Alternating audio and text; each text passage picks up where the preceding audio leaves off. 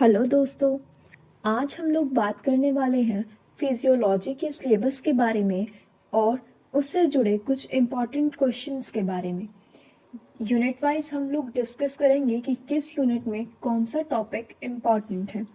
तो सबसे पहली जो आपकी यूनिट है वो है सेल फिजियोलॉजी। उसके अंदर tissue formation, repair, membranes and glands and their functions, ये जो टॉपिक्स हैं वो इस यूनिट में आते हैं।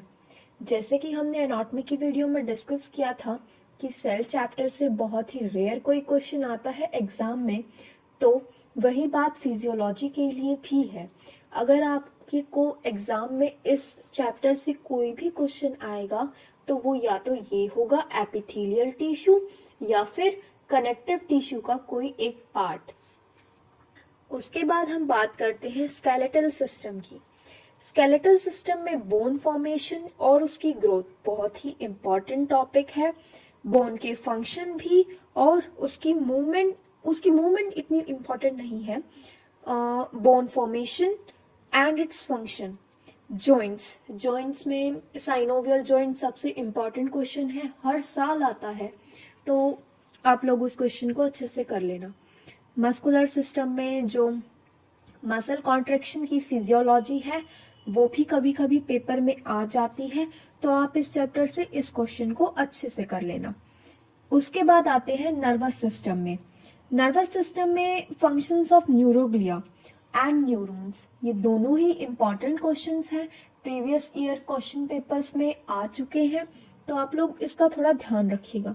एक्शन पोटेंशियल, ब्रेन का फंक्शन, ब्रेन के पार्ट्स, सीएसएफ भी आया हुआ है, सीएसएफ इम्पॉर्टेंट क्वेश्चन है, उसको अच्छे से कर लेना। रिफ्लेक्स आर्क, रिफ्लेक्स एक्शन भी इम्पॉर्टेंट है।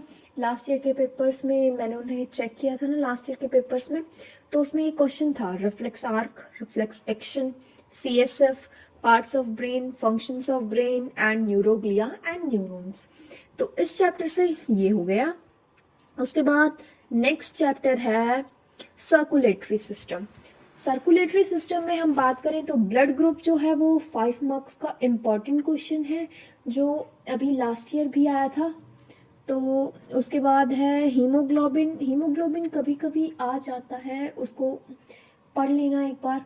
उसके बाद है फंक्शंस ऑफ हार्ट के फंक्शंस नहीं आते हैं, अभी तक तो आए नहीं है, लेकिन जो हार्ट का डायग्राम है, उसका ब्लड फ्लो, उसका एक्सटर्नल और इंटरनल स्ट्रक्चर, ये मोस्ट इम्पॉर्टेंट क्वेश्चंस है। तो और कॉर्नरी सर्कुलेशन वगैरह, तो हार्ट का diagram, conduction system, cardiac cycle कभी कभी आ जाती है। तो फिर बीपी या factors influencing BP and BP most important जो है टॉपिक है, उसको बहुत अच्छे से कर लेना।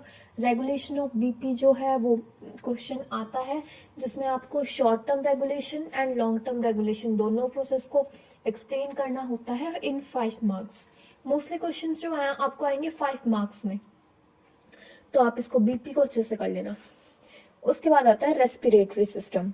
रेस्पिरेटरी सिस्टम में जो गैसेस एक्सचेंज होता है लंग्स के अंदर और टिश्यूज के अंदर, और जो मैकेनिक्स है रेस्पिरेशन का वो आ जाता है, आप लोग उसको अच्छे से कर लेना। रेस्पिरेशन सिस्टम में ट्रैकिया इम्पॉर्टेंट है, लंग्स इम्पॉर्टेंट है। उसके बाद डाइजेस्टिव सिस्टम में जो सबसे ज्यादा इम्पॉर्टेंट है वो stomach, large intestine, small intestine और लिवर है।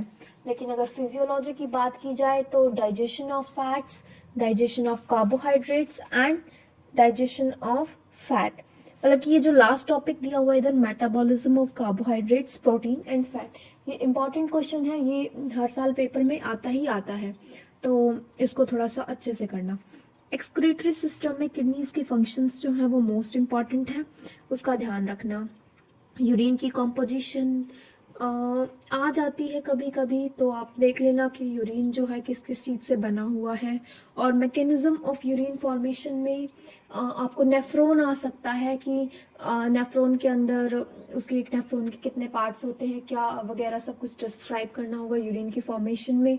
यूरिन की फिल्ट्रेशन वगैरह आ सकती है। और अगर फंक्शंस ऑफ किडनी आता है तो आपका एक मेन फंक्शन यूरिन फॉर्मेशन ही होता है, तो उसके अंदर भी यूरिन फॉर्मेशन को ही एक्सप्लेन करना है आपको, तो ये उसी में आ जाता है। उसके बाद सेंसरी ऑर्गन्स में जो फंक्शन ऑफ स्किन है वो सबसे ज्यादा इंपॉर्टेंट है। उसके बाद मिडल ईयर इंपॉर्टेंट है, आई इंपॉर्टेंट है, टंग कभी कभी आता है, रेयरली। उसके बाद है एंडोक्राइन सिस्टम। एंडोक्राइन सिस्टम में से पिट्यूटरी ग्लैंड और थायराइड ग्लैंड सबसे इंपॉर्टेंट क्वेश्चंस हैं।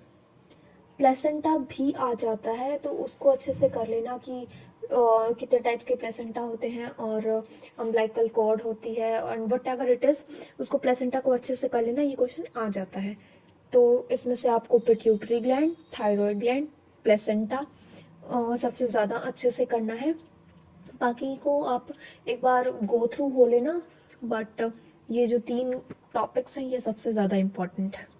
उसके बाद बात करते हैं लिम्फेटिक सिस्टम की। Reproductive system. रिप्रोडक्टिव सिस्टम में स्पर्मेटोजेनेसिस इंपॉर्टेंट है, पेपर में आता है। उसके बाद ब्रेस्ट के फंक्शंस और फीमेल सेक्सुअल साइकिल यानी कि मेंस्ट्रुअल साइकिल इंपॉर्टेंट टॉपिक है, अच्छे से करना। इसके अलावा ऐसा कुछ आता नहीं है पेपर में।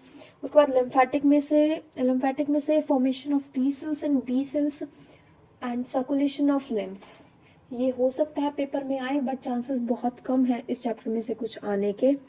तो अभी हमने आज डिस्कस करा कि फिजियोलॉजी का सिलेबस क्या है और इसके इम्पोर्टेंट क्वेश्चंस क्या हैं, मतलब कि कौन से क्वेश्चंस पेपर में आ सकते हैं। इससे पहले वाली वीडियो में हमने डिस्कस किया था एनाटॉमी के क्वेश्चंस के बारे में। तो अगर आपको वीडियो अच्छी लगी हो तो लाइक करें, सब्सक्राइब करें एंड शेयर करें अपने दोस्तों के साथ। Thank you and have a nice day.